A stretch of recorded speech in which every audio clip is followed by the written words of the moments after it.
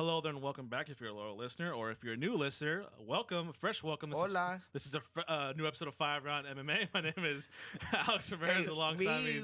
We can have bilingual fans out there. Guillermo It's the way you said it, bro. Like a little feminine there, bro. Yeah. Oh, was it?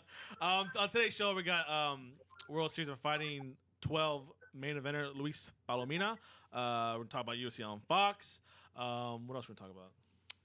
Bellator 122. Bellator 122. We also have some Comic-Con spoilers. Yep. Do we? No. Oh, okay. Speaking of Bellator 122, our very special correspondent, Jason Hendricks, was there live in person, and he's on the phone now. Jason, how's it going?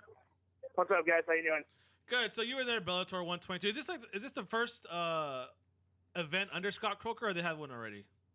Yeah, it's the first one that they've had under Coker. Okay, so the overall feel of the atmosphere. You were there before Coker. Now you're there now. What's it like? Is the atmosphere different? Or what's your impressions of the Bellator under the Coker reign? Pretty similar atmosphere, but like I was mentioning to you guys off the air, it seems like he's kind of trying to bring in kind of a freak show element. I mean, it's not like anybody paid to see Phil Baroni. True. But yeah, he was the lead off to the main card. I mean, if that's your first introduction to Bellator under the Coker reign, you're going to be pretty disappointed. Wow. So overall, the card, just your thoughts on the card overall? I thought it was pretty good, actually. It was a lot of finishes, not a lot of decisions. Thought the two finals of the tournament were pretty good, too. I was a little bit disappointed in McDonough. I really liked watching him fight, but he just seemed to be totally outclassed in his matchup. Yeah, it wasn't really a super heavy star-studded card, was it? No, not at all. I mean, I think that's kind of one of the reasons they put Phil Baroni on there. It's like you hear Phil Baroni and probably wondering where the heck he's been, but yeah, you see that name and you want to see him at least tune in. Yeah, he's gonna get beat up. So, Jason, I really want to ask you about Liam. How do you say it, McGrary?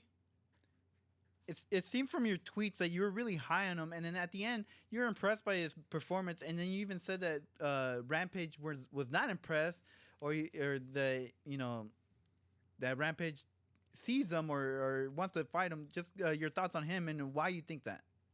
Yeah, it was kind of an awkward moment where I was walking towards the cage a little bit in between the fights, and I happened to hear McGrady kind of call out more or less some of the top fighters in the light heavyweight division. And I heard Rampage use a couple of expletives that we can't share. It's a family show. Yeah. But he used a couple of expletives to basically say what he was going to do to the guy if they ever got in the cage together. And definitely isn't. Rampage is definitely not a fan of McGrady. Yeah, it's strange. McGree's out of England. I thought they would have, cross paths in the Wolf Reign or whatever camp it was. Yeah. I was kind of surprised. Camp it was. Were you impressed by McGrady? 8-0. Yeah, I was very impressed. That guy, his stand-up is really impressive. It seems like he moves really well for light heavyweight. I think that he's going to be a force to reckon with in that division. I could see him getting that title.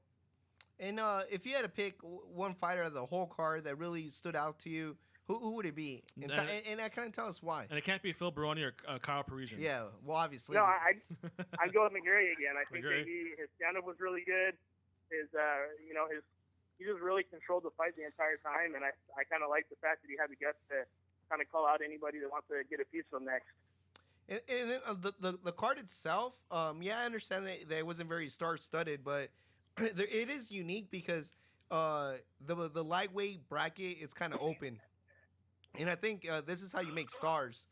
And without having a named fighter there, I think it allows the other fighters to kind of stand out. Yeah, but it doesn't also allow people to watch in, right? I mean, if there's nobody on the card, well, they're gonna watch that's why I think they try to balance it out by putting Phil Baroni there. Maybe people are like, hey, Phil Baroni's fighting, I'll check it out. True. And at the same time, you get to see some of the new fighters. Real quick before we continue on with our Bellator chat, in the beginning opening rounds, Saeed Awad, local fighter, he won his fight, so he's back in the winning circle. Other than that, and then Jason, really quick, how was the fan atmosphere? I mean, was it sold out? Were they pumped for the fights? No, it definitely wasn't sold out. There was a lot of MCCs, didn't hear a lot of action, even some of the knockouts and the submissions and things. People were just kind of sitting there like, whatever. I mean, people were more interested in drinking and what they were going to do after the fight than they were in the actual fight. Well, they were in a casino. So, moving on from Bellator, two big news in the world of MMA I want to get your opinion on, Jason. One is Gustafsson being out, DCing against John Jones. What are your thoughts on that one? Man, I'm pumped to see Cormier. I think he's gonna get that title and finally shut Bones Jones up, man. His wrestling's gonna be too much for Bones Jones to handle. I think he's got that power that he can't really compete with either. And I can't believe, I don't know if you guys saw on Twitter, but Yeah. apparently Bones Jones sent him a private message. Yeah, when he was DC couldn't send it back to him. And the crazy He was part blocked. is, that DC doesn't even follow John Jones, so he doesn't even know how he was able to message him. Right, yeah. I mean, it's just little games that he plays. I mean, he doesn't represent the UFC well. And I really look forward to Cormier taking that title from him. Thank you. Second one, I know you disagree on, Albert. Nick Diaz is signed, sealed, and delivered to the UFC. Your thoughts on that, and who do you think his first opponent's going to be? Because Dana White already said that he hasn't talked to Anderson Silva at all Let's about see it. the Jason matchmaker. Yeah, Nick Diaz, Anderson Silva, you can welcome him back with a couple of leg kicks to break his leg again. Dana White already said it's not going to happen, or they haven't talked about it. So he'll make it happen. I guarantee you, Nick Diaz and Anderson Silva both want it. It's going to happen. The UFC even sit on. Hey, remember when Nick Diaz made fun of Johnny Hendricks? I mean, was that kind of a sign that they're not a fan of Robbie Lawler anymore, or what is it? I really hope that Nick doesn't have to fight Johnny Hendricks because I love Nick Diaz and I think Johnny Hendricks will probably kill him. So you think right off the bat, Diaz versus Silva? I think that's going to be that's kind of a super fight without being a super fight. It's going to be a huge moneymaker for the UFC, and I think that's the way to go. I mean, you got a guy that's supposedly the best ever returning from a brutal leg injury. You got a guy that says he's the best ever to try to prove it. I just think the stand-up would be amazing. The crap talking would be amazing. It would be a really fun thing to watch. Yeah, well, Guillermo, Albert, who do you think first for Nick Diaz? It has to be someone maybe like a Rory McDonald. Rory McDonald? Yeah.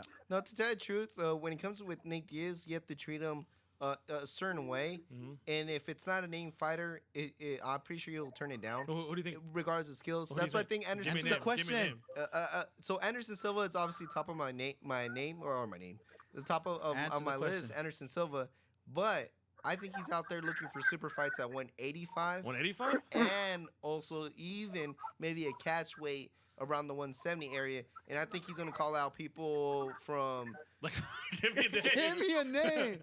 Anybody that's a name opponent at 185, or anyone that can catch weight at 170. Well, because I just say because Silva's out till 2015. You don't think Diaz wants to fight before the year's out? He's always in great shape, isn't he, Jason? Who's that? Say that again. I mean, I think they're saying Silva's out till next year, and would you think Nick Diaz will want to fight before the year's out, right? Yeah, I could see him going up against Rory McDonald. He doesn't have an opponent right now, so that'll be a good warm-up fight. Albert's the one. Are you scared of Albert? No, I'm not scared. I disagree. He won't take that fight. You won't take that fight? Well, yeah, we'll Rory see. wouldn't take the fight. I guarantee you would want that. He would take a fight over with Mayhem Miller before he takes a fight with Rory McDonald. I like it. Make it happen, Dana White. Hey, Jason, we'll let you go. Thank you very much for calling in. Thank you we for got a packed show that have we got fun at Disneyland. And thank you for covering Bellator for us. All right. Really do appreciate it. Thank you very much, Jay. All right, thanks, guys. All right, so stick around, guys. We got World Series of Fighting Lightweight, Luis Palomino. Stick around. Should be great. Please visit FiveRoundMMA.com on our social media on Twitter, Facebook, and Instagram. FiveRoundMMA.com. Welcome back and join us now on the 5-Round MMA Hotline brought to you by Redemption Martial Arts. Please visit RedemptionMartialArts.com to see how you can join the movement to stop bullying. With us now is World Series of Fighting 12 main event competitor Luis Palomino. How's it going, Luis? How you doing, guys? Thanks for having me. Good. Thank you for joining us. We got a big fight coming up. We got a lot of training to do. Thoughts going into this big bout on August 9th against Lewis Gonzalez? Well, it's going to be a hell of a fight. We have an undefeated guy, 9-0 right now. Very great up-and-coming fighter, very well-rounded, heavy wrestler. And they're making us the headline of the show, it's the main event of the night. So it's going to be a great fight. What's it like being the main event of the World Series of Fighting? It's a big up-and-coming organization. They got a big TV deal. Do you feel honored to you're pegged for the main event? I'm definitely honored, man. I'm definitely honored they gave us the opportunity to headline for the show. I mean, it's a blessing, it's I couldn't ask for anything more. You mentioned that he was a young fighter. He's like around 26, and you're in your early 30s. Do you think that's an advantage for you or a disadvantage for him? I think it's a disadvantage for him, and I'm not really going with the age as in on our physical age. I'm going more like on the career age. So, from what I've seen, from what I've heard, he only has 3 years in the game so far, and I think he's done great. But I mean, if you come down to look at it, and you go down to Sherdog, you look at his record, and you look at the people that he's faced, and you look at the people that I've faced, and the amount of fights that I've had, the experience is completely on my side. He hasn't faced the caliber of fighters that I've faced, so he's just not bringing anything new to me, Yeah, and speaking about your past fights, most of your fights have actually taken place in your home state of Florida. and this next upcoming fight's going to be in Nevada. Is it weird to finally be fighting in another state after you've been fighting so long in Florida, or does it even matter, or do you have to change anything up because you are going out of state? The only difference is the medicals that they ask for in the state of Nevada is different stuff that they ask for. But other than that, it's a little exciting, man, to actually leave the hometown and go. I've never been to Las Vegas, man. So to me, it's like, I'm stoked, For me, it's a hell of a trip, It's going to be a great thing for me. I've never been to Nevada, and even better to go and headline for the show, It's a big deal for me, man. So it's nothing but great for me. Yeah, hey Lewis, you mentioned earlier about quality of opponents and a career age. If you look on your track record, man, you got some of the top fighters in the world. You got obviously FC Escondero, Darren Kirkshank, Jorge Mandazal, Pat Curran. Talk about that. Your experience from now to when you first started fighting like the top guys in the world, basically. Well, in the beginning, I just believed that I can just knock everybody out, and it was like, I just had such, confidence in my game, in myself, as in my heavy hands. And in the beginning, it was more like the belief, and throughout the fights that I've had my couple of losses. I never did any amateur fights, went straight to the pros. Oh, wow. So, I didn't, when I first started fighting, I didn't have no type of wrestling, no jiu-jitsu, no nothing. I did 6 months of jiu-jitsu and went straight to my pro fight, and I won it with a minute 23-second knockout in the first round. And, it's been an up and down roller coaster from then, and I've never put down any fights. I've never backed out any fights. I always pick the best fights. I always pick the higher caliber fighters. I like the competition. I would say that from then to now, it's like I've rebuilt myself into the MMA game. It's not always just about strikes. And my wrestling game has gotten very strong. I earned myself a black belt in jiu-jitsu. And I'm very confident with my ground. I happen to love wrestling, so like I train wrestling a lot. I happen to really like it. I enjoy wrestling. In the end of the day, when I get in the cage, there is just no better feeling to me than to knock somebody out. So of course I'm always gonna look for a knockout, but I'm a more experienced fighter now. I don't just go and swing for the fences, giving the takedowns. That time for me is over. If he thinks that he just going capitalize on a swing and miss and get a takedown, then he's got another thing coming. And even if we were to land on the floor, I'm very confident on the floor. I've had a lot of fights where I've been on the bottom and I don't even get hurt. So I'm like, there's nothing that you can do to beat me in this fight. Yeah, if you look at 9 of his career victories, 5 of them come a submission. Is his ground game at all something you're worried about? Say it again? Your opponent, Lewis Gonzalez, 9 of his wins, 9 of career wins, 5 of them come a submission. Are you worried at all about his ground game, or do you think it's kind of more one-sided than that? Not worried about it at all, because I've faced heavy, like very advanced jiu-jitsu and wrestling competition before. He's not, like I said, he's bringing. I've faced fighters like this since the beginning of my career, and I faced higher calibers than him, higher caliber fighters than him. So like it does not worry me at all, And then, real quick, going back to your state of Florida, for some reason in the MMA world, a lot of people, when they think Florida, they think, a top team, America top team, or Black Zillions, but they don't really talk about your camp. Can you tell us your camp and actually how incredible fighters are actually coming out of there and how it is?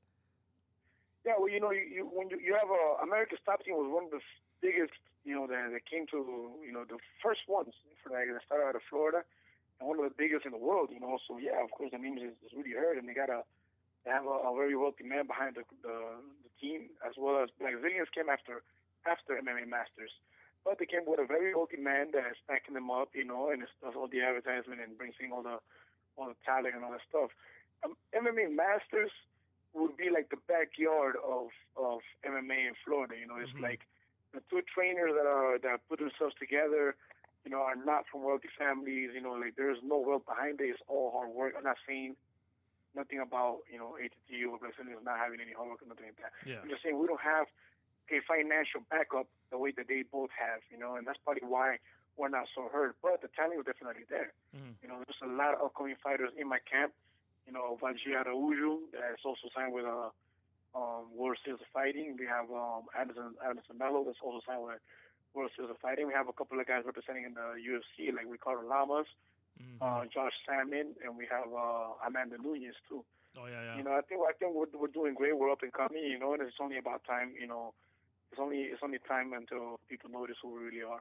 Yeah, it's almost like your camp was literally built on the blood, sweat, and tears of all you guys, huh? Yes, big time. Yeah. Also, this bout coming up is in the lightweight division. Do you feel with an impressive victory you might be in the line for a title shot for the World Series of Fighting lightweight title? I mean, I don't see who wouldn't. You know, I mean, he was already scheduled to fight for the title, Lewis, right? He was. So I'm guessing he's like the number one contender until Melvin Guillard came in the picture, and you know, of course, Lewis got injured, so he came out of the fight, and Melvin Guillard came in the picture as one of the top 155ers in the world, and you know, he took the title shot. He fought JC Cavalcante, who I already beat. Yeah. So, you know, and I beat him. I gave JC Cavalcante his first knockout in the AAU career, you know. Oh, wow. So, you know, I would say JC was at one point up for the title, and then he fought Melvin Guillard for the number one contendership. Lewis was going to fight for the title, but he got injured. I beat JZ. I mean, I don't think any other fight would make more sense than to the winner of this to go for the title. Yeah. And then what's your prediction or how's the fight going to finish? Which fight? Our fight? Yeah, your fight. What do you think? How is it going to finish? I'm looking for a knockout like always. You know, I don't swing thinking to knock somebody out in every swing that I do, but I'm aggressively looking to finish the fight. So I am looking for a finish. He's talking about bringing a high pace. I bring a high pace. He is not going to stand with me no longer than a minute or two until he starts really getting desperate for his shots. So it all depends on how the night goes. I do see myself stuffing his shots and getting an early knockout maybe between the first or second round. All right, Lewis, I want to thank you very much. Great stuff. We wish you best of luck on August 9th at the Hard Rock Hotel Casino in Las Vegas, Nevada, World Series of Fighting 12. Luis Palomino, the Baboon, against Lewis Gonzalez. We wish you best of luck, and thank you so much for taking the time to speak to us. Really appreciate it. Hey, thank you, brother. Thank you for having me. Thank you. Right, thank you. Please visit FiveRoundMMA.com on our social media on Twitter, Facebook, and Instagram. FiveRoundMMA.com. Welcome back. All week long, I was promised a main event that would not last 5 rounds on UFC on Fox. Even the pre-show, even when the fight started, Joe Rogan said it's not going to last 5 rounds. And what did Robbie Lawler and Matt Brown do? They last all 5 rounds. Decision victory. Decision victory. A 5 round of Slugfest. Slugfest. Slobber knocker. Slobber is a good word. UFC on Fox, Lawler versus Brown took place this past Saturday at the SAP Center in San Jose, California. Obviously, main event was the number one contender between Robbie Lawler and Matt Brown. Anthony Rumble Johnson should be taken to the police station for attempted murder against Little Nog, Dennis Bermudez, against Clay Guida, Bobby Green, local SoCal fighter, Jorge Masvidal, Darren Kirkshake, your boy Patrick Cummins is on the card. So let's start top to bottom. Card is pretty good, right? Actually, yeah. It was very entertaining. I'm not gonna lie. If you take away the main event, this was a stacked card. No, it was really. And even the main event really delivered. He was just hating. He was glued onto the TV. Before we get to the main here, just of course, Patrick Cummins won, which I've been raving about because this just makes DC look a lot better. What I saw was like Patrick Cummins is an elite level wrestler, and if he gets a guy who can't wrestle, Kyle Kingsbury is from AKA. Yeah. So, but I mean, is he really going to the DC clinics? And is he really going to those DC Hell clinics? I don't know. You were low on Patrick Cummins last week, so. But I mean, just because he's AKA, he can be skipping those DC mandatory the DC wrestling. mandatory wrestling. Yeah. But obviously, he is obviously a beast. If you have no wrestling at all or a slight wrestling and you're going to Patrick Cummins, you're in a lot of trouble, right, Guillermo? Yeah. I mean, and then Darren Kirkshake had a he needs to go call up Patrick Cummings and get some lessons in wrestling. Maybe go to AKA. Because his striking is like George top. pretty much was able to Masvidal. control the ground, and Darren Kirkshake came in the losing end of that decision. So one fight I really want to talk about is spend some time on is obviously Bobby Green versus Josh Thompson. That's actually what I want to spend most of the time about. Bobby Green. Because what did I say? Decision victory, split decision. I've been saying it since we had him on the show that this kid is going to be someone. He's not a kid. He's our peer. Well, yeah. He's 20 we're not just biased here because we grew up in the Yeah. same area as he did. And that he accepted an interview with us. Yeah. It has It's nothing not to do that with at that. all. It's Not the fact that he's a beast. we don't know which streets he came from. We know we grew up the same streets. Yeah, but- AB Miller's only like 10 minutes away from here. So I mean, he took the fight on short notice. Does Yeah. that, And does that beat kind of a hurt him? huge name. But does that the fight on short notice hurt him or help him? Or because he was actually No, he was trying to the- fight too, right? I think that was his biggest benefit. That was a short notice because Josh Thompson literally said, "I was training for a wrestler, Michael like Johnson, like yeah. a true wrestler."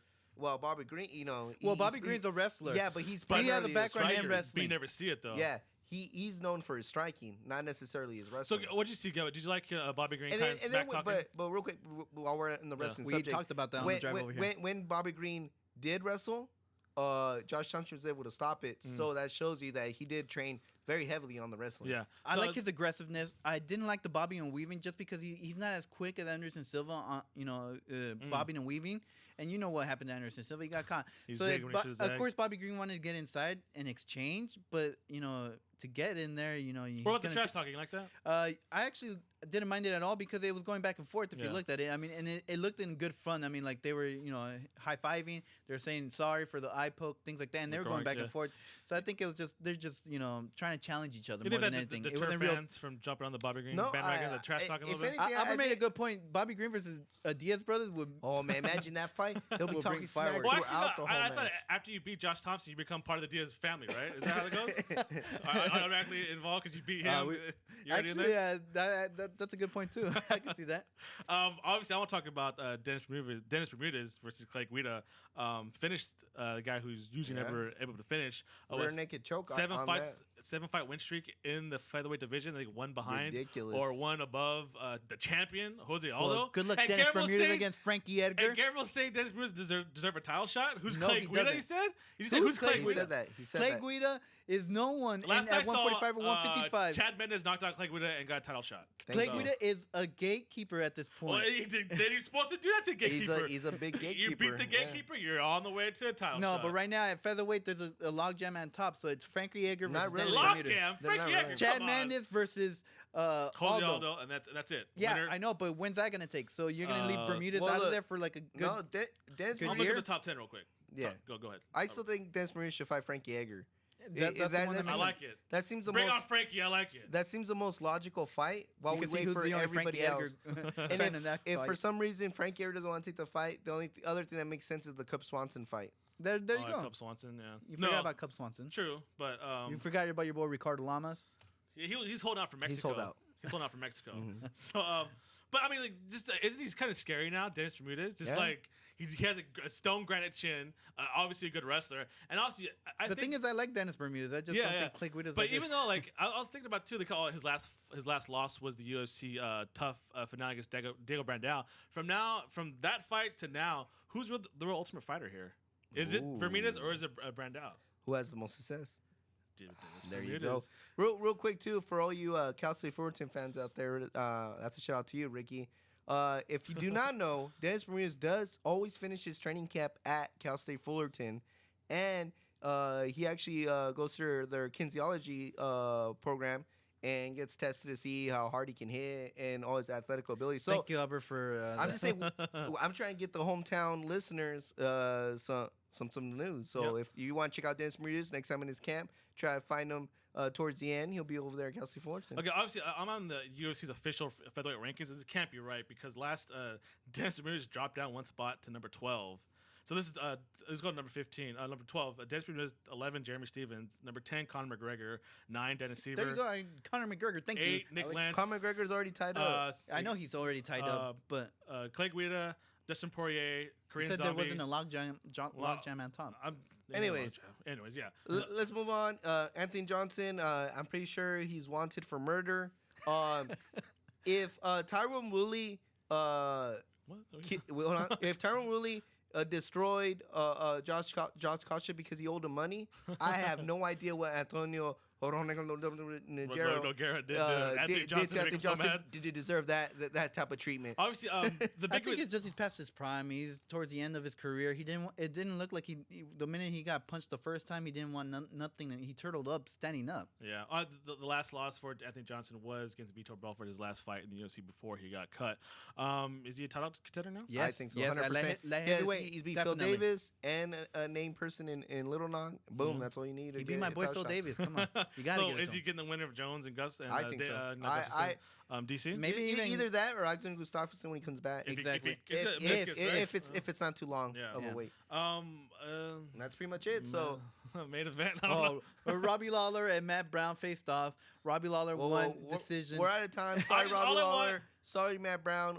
He has a question. I want a Robbie Lawler fight where I'm promised a knockout that won't go to 5 rounds. So Hendricks Lawler 2 better knock it out of the second round, or I'm sick of all these empty promises. You can tell that Albert and Alex don't really care for Robbie Lawler or Matt Brown. More Matt Brown, but Robbie Lawler. I want this always Robbie Lawler the assassin. I want a knockout. Robbie Lawler. Give me a knockout or Jackson, go away. we didn't give you a mute button, and just like we gotta start muting these people. All right, we're done for today. It's ridiculous. We're done for What the is day. around the horn? I know, mail time. Make sure to follow us on Twitter and Instagram at FiveRoundMMA. Like us on Facebook. Follow us on what did I say? Instagram, Facebook. Follow us on Instagram, Twitter, whatever. Follow us, Facebook, subscribe to Tumblr. us. We're not. Are we on Tumblr? I don't know. What is No, we're not on Tumblr. Subscribe to us on Now iTunes. you get us on Tumblr. Subscribe to us on iTunes, YouTube, Podomatic, and always check out FiveRoundMMA.com and always check out OvertimeNation.com. Read articles, commentaries, editorials, and all the other world in sports. OvertimeNation.com and follow them on Twitter at @Overtime_Nation. And Alan Jackson is here again today because Ollie Charlie is still in Portlandia doing what? I don't know. He's drinking. Drinking? He's probably in the streets of Portlandia. Alan Jackson, who is today's Rocking Green star of the show? Super clean Rocking Green star of the show. I'm thinking Alex Ramirez. All right, me. I don't know. He got really passionate. Yeah. Hey, guy, have you won under the No, the reign of a big game here? And you would Guillermo? think I'm his best man, that he would at least Yeah, kiss best me man once. is wedding. No. Rocking Green's star of the show is brought to you by Rocking Green Soap. Please visit rockinggreensoap.com for the full line of eco-friendly soaps and detergents, and follow them on Twitter at Rocking Green Soap. And a big thank you to Redemption Martial Arts. The RMA Foundation is a nonprofit organization committed to anti-bullying awareness. Please visit redemptionmartialarts.com to see how you can join the movement to stop bullying, and follow them on Twitter at redemption_MA. Rise up against bullying. Albert, take us away. I'd like to thank his executive producer, Guillermo Cita, our engineer of their big game, James Worthy. Nope, take out the James Worthy. And our sound engineer, Steven Razo with Razo Records. Thanks, everybody, for listening. And listening. You're not losers. We love all of you. And damn you, John Cena, for taking the heat away from Bryan Danielson. But he brought it back because he was able to stop a criminal. Is this real life or is this fake? No, it's for real. This I am shooting right now. I am shooting. Not a work. But thanks, everybody, for listening. Oh yeah, cream of the crop.